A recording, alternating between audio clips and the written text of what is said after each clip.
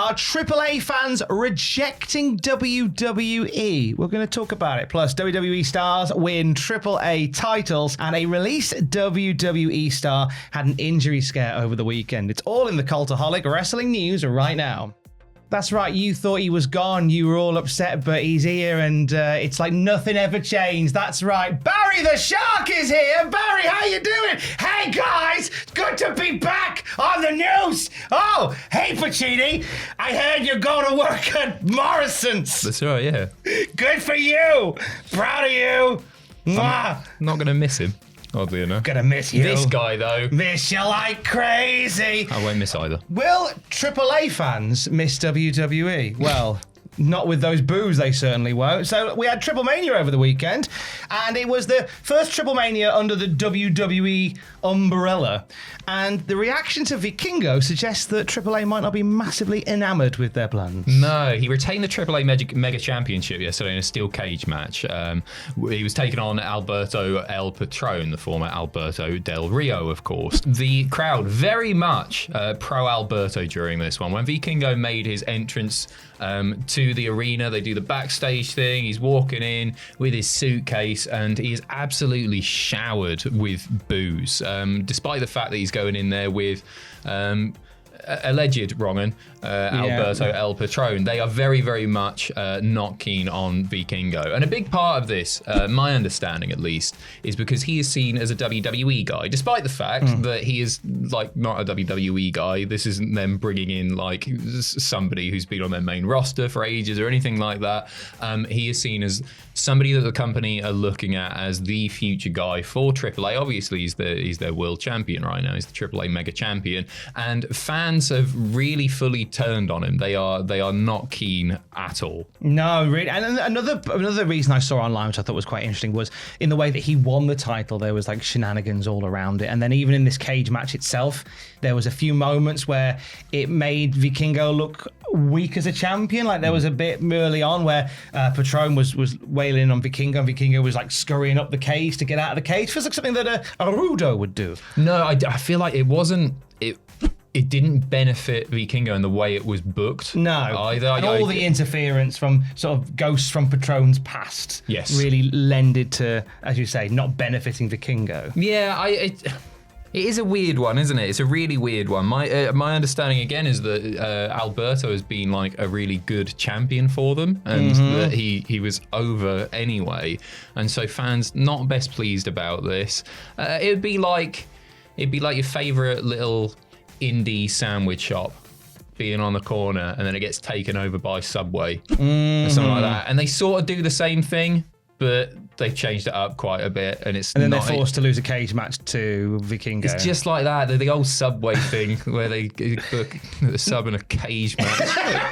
You know what I mean? No, I'm being silly. I know exactly what you mean. But it's weird because it's Del Rio, and he's such an arse. He's such a dickhead, isn't he? He's knob, and and I think Vikingo's amazing as well. Yeah, he's so good, and there was so much love for him when they did WWE AAA Worlds Collide, which shows the difference in the audience. Yeah, straight away. This is something they're going to struggle with moving forward. I think they've really got to understand that audience culturally and choose wisely. The best thing they could do is maybe find somebody who is super hot on the roster, who's a little bit lower down the card, who maybe doesn't have the history that Alberto has, and put the championship on them. Because if they soldier on with this, I don't think the audience reaction is going to die down. And then you've got this babyface champion who's getting booed. Yeah, you could turn him heel, but that's probably not what they want to do either. Tricky situation. And now, interestingly though, two WWE guys won AAA titles yesterday, and the reaction was far better for that than it was for Vikingo. Yeah, it's WWE's Angel and Berto winning the AAA Tag Team Championships. They won a 4-way match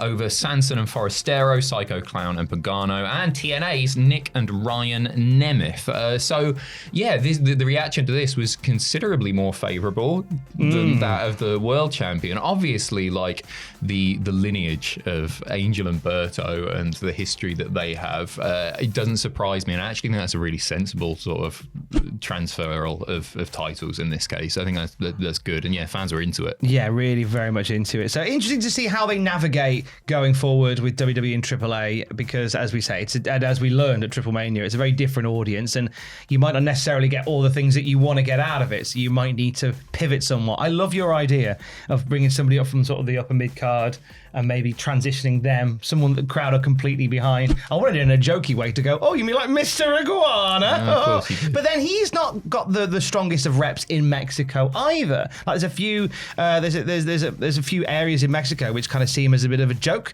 because he's I know, right? Super serious iguana, marijuana themed wrestler is apparently a comedy character. Go figure. But he hasn't been taken into the hearts and minds of some parts of that region as he has done by the WWE universe. It's weird, isn't it? It's such an interesting one to culturally navigate. I'm fascinated to see how it goes. Yeah, for sure. I think it's in their best interest to get the title off of Vikingo, genuinely. And it would feel defeatist, and it's not a very WWE thing to do necessarily. Is to go, okay, right, let's to admit defeat. Yeah. We'll see. We'll see what they do. AEW flavoured news. Jamie Hayter not been on TV for a little bit since she got attacked by the debuting Tekla. It looks as if she might be suffering an injury. Yeah, Fightful Select giving a bit of an update on her status, saying sources in the company said that Hayter would be booked if she were available and indicated that she hasn't been cleared. Fightful not having a timetable on her return. It's possible that she suffered an injury during that very physical match she had with Mercedes Moné in the Owen Hart Cup finals at Double or Nothing. Fightful Select saying that her injury status played into the debut angle for Tekla, saying we are told that AEW had to get creative with the Tekla Hayter angle, which is why the lights went out. They are hopeful that Jamie will be back soon. I think she's the bollocks. Really like her. Yeah, same. And it was the debut of Tekla attacking Jamie Hayter almost off screen felt very strange, but I guess if she's injured, this kind of explains why. Hayter's great, wishing for a full and speedy recovery, but on the same sentence, Tekla's been amazing. Yeah, she's really good. Enjoyed what she's about. The AEW women's roster is lacking in no way, so they're completely fine without Jamie Hayter, but I hope she comes back sooner rather than later. She's been out for prolonged periods before, so hopefully this isn't a longie, because she is fantastic. An injury scare over the weekend for a released WWE star. What happened to GG Dolan? Well, the former GG Dolan. Thank you. Priscilla Kelly, making a return to the Indies over the weekend, having a match against her fiance, Zachary Wentz, for Wrestling Revolver out in Iowa. Unfortunately, the match got stopped early because Kelly seemingly got injured. She's shared a few details on what happened. She said, my patella came out of place. I had to look it up. I thought that was in the ear. It's not. It's the front bit of the knee. It's the knee. I thought it was her knee's messed up. It does that from time to time. It's an anatomy issue that I've had my whole life. I've managed to always work through it, even sometimes continuing matches after it happens. It's not an injury. It just hurts a good bit, and I have to pop it back into place. Now you know. Sorry, guys. Promise I'll make it up to everyone. So all being well, she'll be back in the ring relatively soon. Because that's your first match back on the Indies, and you want to strike while the iron's hot, don't you? Not unlike what Shotzi's done, where she's just thrown herself back into the deathmatch world. Yeah, it's not the match that you want to. Well, she says she's not injured, but you want to get hurt, and you don't want your patella popping in that match, especially when it's like with your fiance and it's intergender, and there was a bit of hype around this one, and like it was very much an all eyes on this match. Return match to the Indies, not great, but yeah, get well soon, and hopefully it stops her popping.